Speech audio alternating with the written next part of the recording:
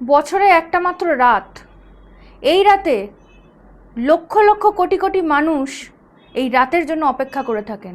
সেই রাত হচ্ছে ভাদ্র মাসের অমাবস্যা, যা কৌশিকী অমাবস্যা নামেও পরিচিত।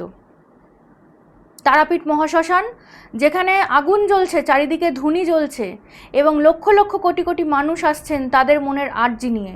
কেউ আসছেন তাদের জীবনের সমস্যা সমাধান করতে, কেউ আসছেন মায়ের কাছে নিজেকে সম্পূর্ণরূপে সঁপে দিতে, আবার কেউ আসছেন তার জীবনের অর্থবাধা দূরীকরণ করতে। এই রাত কৌশিকী অমাবস্যার রাত, এই রাত ভাদ্র মাসের বিশেষ অমাবস্যা। কৌশিকী অমাবস্যার আগের দিনকে অঘোর চতুর্দশী পালিত করা হয়। অঘোর চতুর্দশী যারা অঘোরী সাধনা করেন, যারা আমাদের মতো তন্ত্র সাধনা করেন, তাদের জন্য বিশেষ এক পাওয়ার গেনের রাত। এই দিন বিশাল পাওয়ার, বিশাল ভাইব্রেশন অনুভূত হয় তারাপীঠ মহাশ্মশানে। এই দিনই গুরু বামদেব তারামায়ের দর্শন পেয়েছিলেন।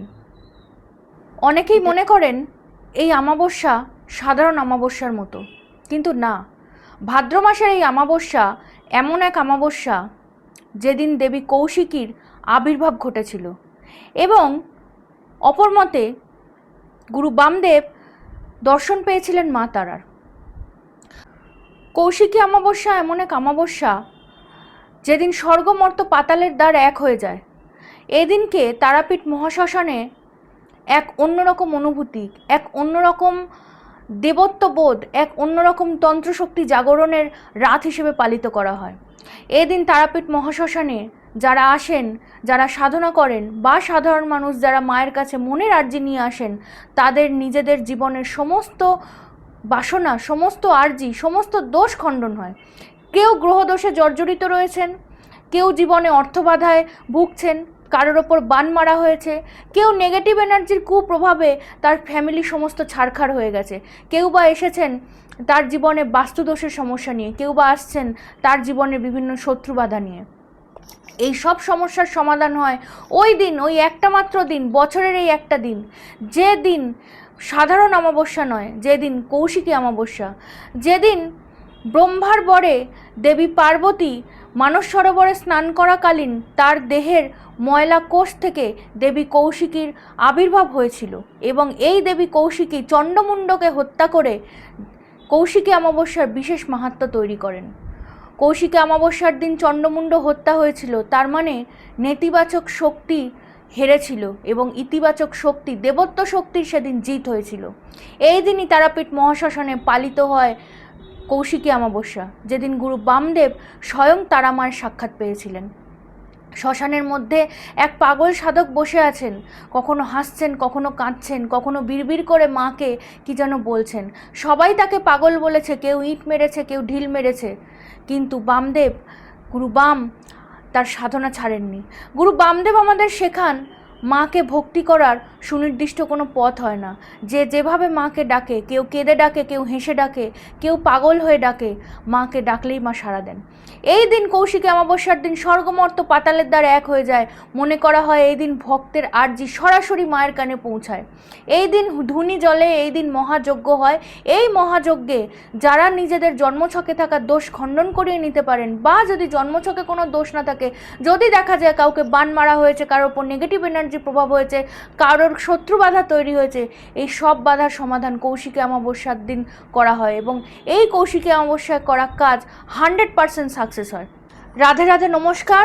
আমি তারাপীঠ সিদ্ধ, কামাখ্যা সিদ্ধ অ্যাস্ট্রোলজার তান্ত্রিক পৌলমী নন্দী। আপনাদের সকলকে আমার চ্যানেলে অনেক অনেক স্বাগত। যারা এই ভিডিওটি নতুন দেখছেন তাদের সকলের কাছে আমার রিকোয়েস্ট, চ্যানেলটিকে সাবস্ক্রাইব করে নেবেন, পাশে থাকা বেল আইকনটিকে প্রেস করে দেবেন, বন্ধু বান্ধব, আত্মীয় স্বজন, পরিবার পরিজনের মধ্যে ভিডিওটিকে শেয়ার করবেন এবং ভালো লেগে থাকলে অবশ্যই অন্তিমে লাইক করে আমার পাশে থাকতে ভুলবেন না। আপনি কি মাঙ্গলিক দোষের সমস্যায় ভুগছেন? বান মারা, মাঙ্গলিক দোষ, কালসর্পদোষ, বাস্তুদোষ, গুরুচণ্ডাল দোষ, বা জীবনে অর্থ সঞ্চয় করছেন কিন্তু সেই অর্থ অন্য জায়গায় বেরিয়ে যাচ্ছে, জীবনে অনেক ইনকাম করছেন কিন্তু সেই অর্থ সঞ্চয় করতে পারছেন না, বা এরকমও হতে পারে আপনার ওপর কেউ বান মেরেছে, আপনার শরীর শুকিয়ে যাচ্ছে, কখনো কখনো দেখা যেতে পারে আপনার হাত পা এবং নিম্নাঙ্গ কালো হয়ে যাচ্ছে, আবার এরকমও হতে পারে আপনার মস্তিষ্ক বিভ্রাট ঘটছে, আপনি অবসাদগ্রস্ত নেশাগ্রস্ত হয়ে পড়ছেন, আপনি পাগল পাগল দশায় হয়ে রয়েছেন। হতে পারে শত্রু আপনার ক্ষতি করেছে, হতে পারে আপনার গ্রহ আপনার ক্ষতি করেছে, হতে পারে আপনার পার্সোনাল বাচ্চাটা থাকা কোনো গ্রহ মেলিফিক এফেক্ট দিচ্ছে আপনাকে, এরকম তো হতেই পারে। হতে পারে এই কোনো সমস্যাই নেই, আপনার জীবনে এক সমস্যা রয়েছে, সেটা হচ্ছে তৃতীয় ব্যক্তির সমস্যা। আপনাদের স্বামী স্ত্রীর মধ্যে কোনো তৃতীয় ব্যক্তি ঢুকে পড়েছে, বা হতে পারে যাকে দীর্ঘ বছর ধরে ভালোবেসে আসছেন, যাকে দীর্ঘ বছর ধরে আপনি আপনার মন প্রাণ সমর্পণ করেছেন, সেই ব্যক্তি আপনার থেকে দূরে চলে গেছে। এরকমও কি সমস্যা হচ্ছে? তীব্র বশীকরণের মাধ্যমে সেই মানুষকে আপনার কাছে ফিরিয়ে নিয়ে আসুন।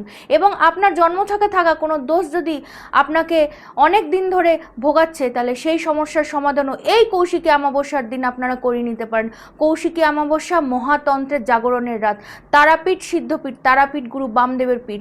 একদিকে যেমন কৌশিকী অমাবস্যার দেবী কৌশিকীর মাহাত্ম্য আমরা জানতে পারি, আবার সেই রকমই তারাপীঠের মতো সিদ্ধপীঠে শ্রী গুরু বামদেব তারামায়ের দর্শন পেয়েছিলেন, এবং দর্শন পাওয়ার পরে তিনি অজ্ঞান হয়ে গেছিলেন। যখন তার চেতনা ফেরে তখন তিনি এক অন্য মানুষ, তার মধ্যে এক অন্য সত্তার অবতরণ দেখা যায়। এই তারাপীঠ, এই সিদ্ধপীঠে, তারাপীঠ মহাশ্মশানে তারামায়ের আবির্ভাব তিথিতে যদি আপনার জন্মছকে থাকা দোষ আপনি খণ্ডন করে নিতে পারেন, তাহলে এর থেকে শুভ আর কী হতে পারে। তারাপীঠ মহাশ্মশানের অগ্নিশিখাতে, মন্ত্রধ্বনিতে, হোমেতে এক অদ্ভুত মাহাত্ম্য আছে। আপনি কি তারাপীঠ মহাশ্মশানের এই মাহাত্ম্য অনুভব করেছেন? যদি না করে থাকেন তাহলে কমেন্টে অবশ্যই আমাকে জানান। আর যারা এরকম মাহাত্ম্য অনুভব করেছেন তারাও আমাকে কমেন্ট বক্সে অবশ্যই কমেন্ট করে জানাতে ভুলবেন না। আগামী 10 এবং 11 সেপ্টেম্বর 2026 তারাপীঠ মহাশ্মশানে কৌশিকী অমাবস্যার দিন আমি মহাযজ্ঞের আয়োজন করেছি। এদিন আপনাদের জীবনে জন্মছকে থাকা যে কোনো দোষ, যে কোনো বাধা, যে কোনো নেগেটিভ এনার্জির প্রভাব, যে কোনো বান কাটাতে এবং তীব্র বশীকরণ করানোর জন্য স্ক্রিনে দেওয়া নাম্বারে ঝটপট যোগাযোগ করবেন। তারাপীঠ মহাশ্মশানে 10 এবং 11 সেপ্টেম্বর কৌশিকী অমাবস্যার ওই মহাযজ্ঞে আপনাদের সকলকে আমার তরফ থেকে আমন্ত্রণ রইল। সকলে অবশ্যই আসুন এবং নিজেদের জন্মছকে থাকা গ্রহদোষ খণ্ডন করে নিন। আপনার ওপর যদি কেউ বান মেরে থাকে, নেগেটিভ এনার্জি প্রভাব হয়ে থাকে, বা আপনার প্রেমিক বা প্রেমিকা আপনার থেকে দূরে চলে যাচ্ছে, বা আপনার দাম্পত্যে কোনো তৃতীয় ব্যক্তির আগমন হয়েছে, সেই পরকীয়া থেকে আপনি আপনার দাম্পত্যকে বাঁচাতে চাইছেন, এরকম যদি সমস্যা হয়ে থাকে, বা শারীরিক যদি কোনো অসুস্থতা হয়ে থাকে যেটা দীর্ঘদিন ধরে চিকিৎসা করার ফলেও আপনি সেই মন মতো ফল পাচ্ছেন না, বা যদি বাস্তুদোষ হয়ে থাকে, তাহলে আপনার এই দোষগুলি কাটিয়ে নিতে ভুলবেন না। সকলে ভালো থাকবেন, সুস্থ থাকবেন। জয় মা তারা, জয় মা কামাখ্যা।